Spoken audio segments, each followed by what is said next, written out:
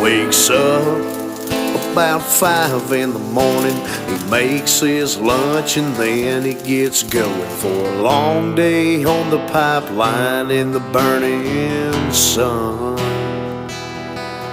He shows up and then he rolls out. He's got 12 to go and some pipe to weld out. So he cranks up the Lincoln and waits for it to idle down.